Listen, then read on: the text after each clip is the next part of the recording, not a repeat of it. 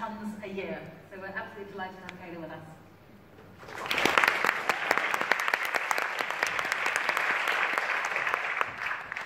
Okay, I'm going to stand up because I can't. Yes, I wanted to give thanks first to the women who have fought so hard, suffragettes, and our history, our legacy of women who have put themselves out to create a more equitable life for us. And unfortunately, we have a lot farther to go in representation in Parliament, in representation on the Pension Committee at East Sussex County Council.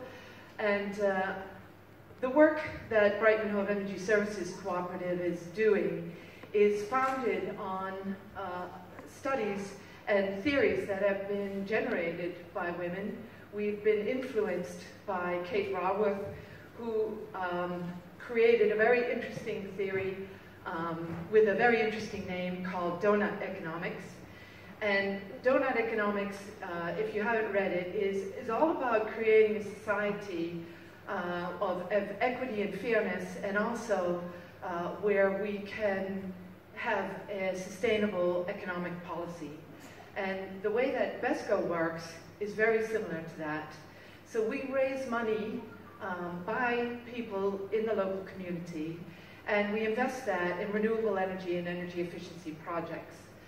And so far we've done now 50 projects, saving about 275 tons a year thus far. And we've got a lot more projects in the pipeline, a lot more really exciting projects, because one of the biggest issues that we have in this nation is the villages that are off the gas grid and are required to burn oil in order to heat their properties, or to heat them with very expensive electricity.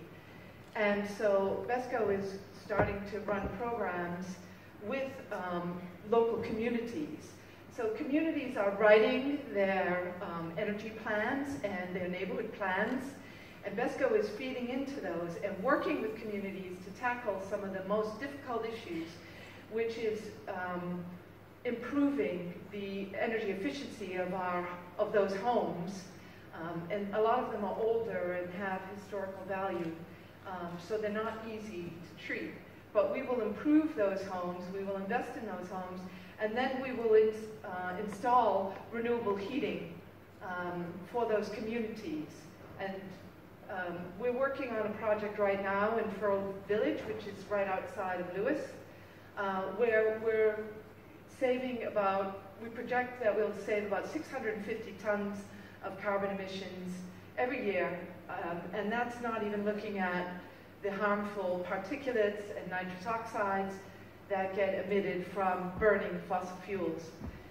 It really upsets me to hear stories about investment that's going into fossil fuels, because we're absolutely desperate for investment in renewable energy. There are 275 community energy groups around the country who are developing renewable energy projects. All these projects need money. We need investment.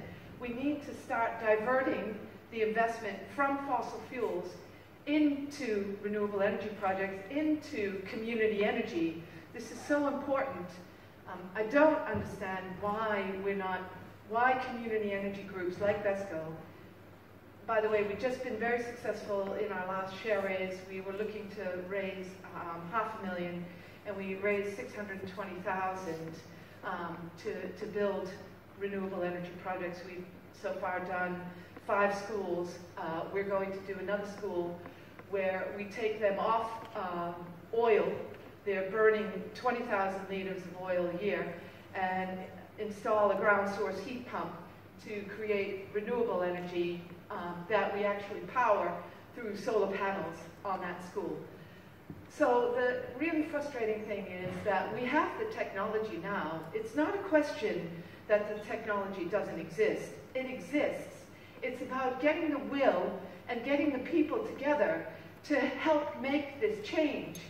BESCO was set up to make this change, to make it really easy to choose for renewable energy. The money that we earn goes to pay for the project, so the customer doesn't pay anything up front.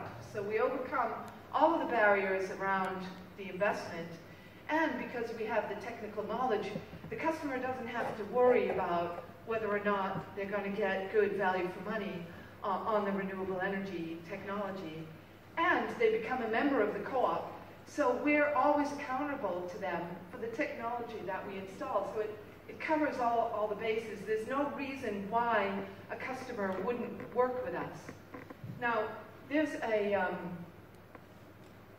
in 1993 already, I worked for Greenpeace, and my colleague was Jeremy Leggett. Perhaps you know Jeremy Leggett. He wrote a really inspiring book called The Carbon Wars, where he discussed what it was like to work as a Greenpeace representative, and the oil industry and the lobby and the influence that the oil industry had on investments.